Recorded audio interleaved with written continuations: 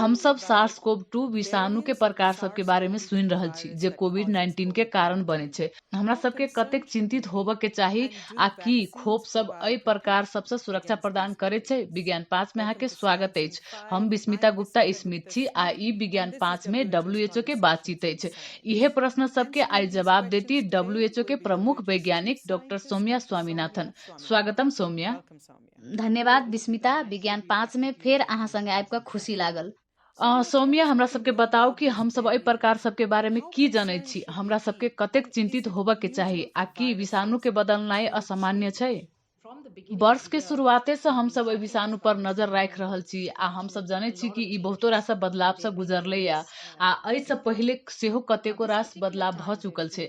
आब एहि विशेष समय में दू विशेष प्रकार भ गेल छै जे WHO के सूचित कैल गेलै या। एक के पहचान ब्रिटेन में आ एक के पहचान दक्षिण अफ्रीका में भेल छै। ओहि में से एकटा परिवर्तन सामान्य छै। हम सब एकरा N501Y उत्परिवर्तन कहै छी, लेकिन नहीं त दुनू अलग छै आ एहि के कारण ई छै कि दुनू देश सबके मामला में संख्या वृद्धि के साथे ई दुनू प्रकार जुटल छले आ वैज्ञानिक सब आब एकर अध्ययन केलथि आ भेटलै या जे ई प्रकार तेजी से फैलैत छै, उ अधिक फैले वाला या अधिक संक्रामक छै। हालांकि अखन तक उ अधिक गंभीर बीमारी या उच्च मृत्यु दर या विभिन्न नैदानिक अभिव्यक्ति के कोनो भी प्रकार के कारण नहीं लगैत अछि। उ सब ओहिना व्यवहार कर रहल छै जेना पहिलका विषाणु सब करैत छलै आ ओहि तरह के बीमारी के कारण बनैत छै। Or any sort of different clinical manifestations. They seem to behave pretty much as the previous viruses were behaving and cause a pretty similar kind of disease. Saumya, कतेको देश सब खोप लगा रहल छै, जेना कि हम सब कहै छी कि ई खोप सब एहि प्रकार सबसे हमरा सबके रक्षा करतै आ कि ई किछ एहन छै जेकरा खोप सब बनाबे के दौरान ध्यान में राखल जाइत छै। हाँ, ई एकटा बहुत महत्वपूर्ण बात छै जेकरा खोप के विकास करे वाला सब ध्यान में रखे छै। आ जेना कि अहाँ जानै छी हमरा सब लग किछ खोप सब छै जेना कि चेचक के, जेकरा कि कोनो भी तरह से बदले के जरूरत नहीं छै। अहाँ खोप बनबै छी, ई हर समय बहुत काम करे छै, लेकिन अहाँ लग सेहो इन्फ्लुएंजा विषाणु के खिलाफ खोप अछि जत अहाँ के प्रत्येक साल खोप के संरचना बदले पड़त, जे कि घुमैत स्ट्रेन के आधार पर आ WHO एहि वैश्विक संजाल के संयोजन करे छै जे वास्तव में पहचान करे छै कि प्रत्येक साल कोन स्ट्रेन के उपयोग कैल जाय के चाही। अब SARS-CoV-2 के लेल अखनो हम सब सीख रहल छी, हम अखनो देख रहल छी आ हमरा सब के ज्ञान विकसित भ रहल छै, लेकिन एहि समय पर आबि के बहुतो रास वैज्ञानिक के माननाय छै कि वर्तमान में विकास कर रहल खोप सब आ स्वीकृत कैल गेल एक जोड़ा के एहि प्रकार आ आरो प्रकार के खिलाफ सुरक्षा प्रदान करे के चाही, कियाकि ई खोप सब बहुत व्यापक प्रतिरक्षा प्रतिक्रिया एंटीबॉडी के एकटा मेजबान जका ग्रहण करे छै आ कोष मध्यस्थ प्रतिरक्षा प्रतिक्रिया करे छै।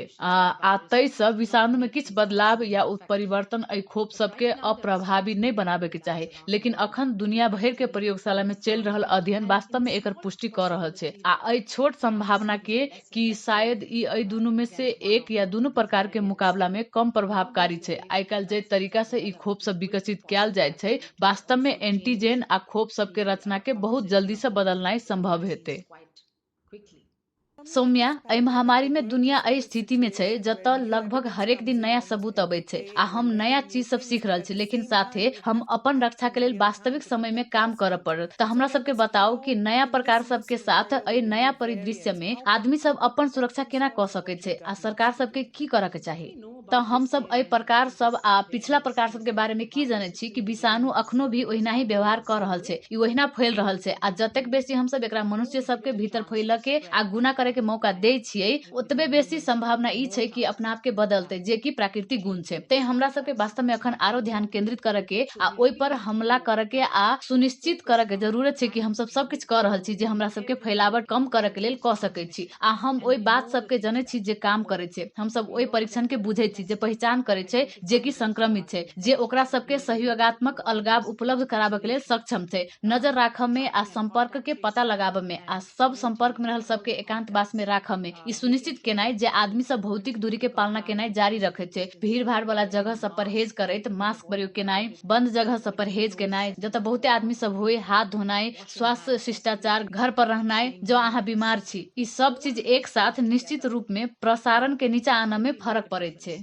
ई देश के देश में बेर बेर देखायल गेले ये, ते हमरा लगे कि एहि समय हमरा सबके दुगुना करे के जरूरत छै, कियाकि हम सब जाने छी कि एकेटा नागरिक स्वास्थ्य आ सामाजिक उपाय सब एहि प्रकार सबके खिलाफ काम करते, जेना कि अतीत में काम केलकै। आ अखन हम सब दुनिया के कतेको भाग में बहुत महत्वपूर्ण अवस्था में छी, जतऽ हमरा सबके वास्तव में प्रसारण के नीचा आने पर ध्यान केंद्रित करे के जरूरत छै, आ एहि के बदला में ई कम करे में सहयोग करते कि ई विषाणु वास्तव में कतेक बदल सकै छै। अहाँ के बहुत बहुत धन्यवाद सौम्या। अतः चले था WHO के प्रमुख वैज्ञानिक डॉक्टर सौम्या स्वामीनाथन विषाणु के प्रकार सब आ खोप सब के बारे में बात करैत। दोसर बेर तक के लेल सुरक्षित रहू, स्वस्थ रहू आ विज्ञान संगे रहू। धन्यवाद।